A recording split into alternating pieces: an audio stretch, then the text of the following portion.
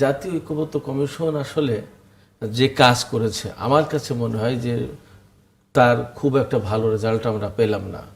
ভালো রেজাল্ট পেলাম না এই কারণে বলছি যে যেখানে ঐক্য প্রতিষ্ঠার কথা ছিল সেখানে চরমভাবে অনৈক্য প্রতিষ্ঠা হয়েছে। এই দেখুন, এনসিপি সই করেইনি, সই করবে এখনও তার নিশ্চয়তা নেই, নাম্বার ওয়ান।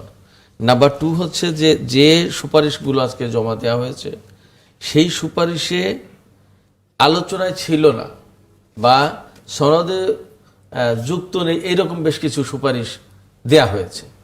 যেমন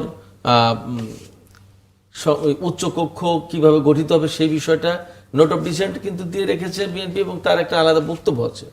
সেই বক্তব্য না গ্রহণ করে অন্যভাবে দেয়া হয়েছে, যেটা বিএনপির চাওয়া পাওয়া প্রত্যাশা বা তাদের যে নোট অফ ডিসেন্ট সেইগুলোকে বিবেচনায় নেওয়া হয়। এইভাবে যদি এই সুপারিশ বাস্তবায়ন, এই সুপারিশের আলোকে যদি জুলাই সনদ বাস্তবায়ন করা হয় তাহলে কিন্তু বিএনপির পক্ষ থেকে বিরোধিতা থাকবে এবং যদি বিএনপি ক্ষমতা আসে তাহলে কিন্তু বিএনপি সেটা বাস্তবায়ন করতে যাবে না।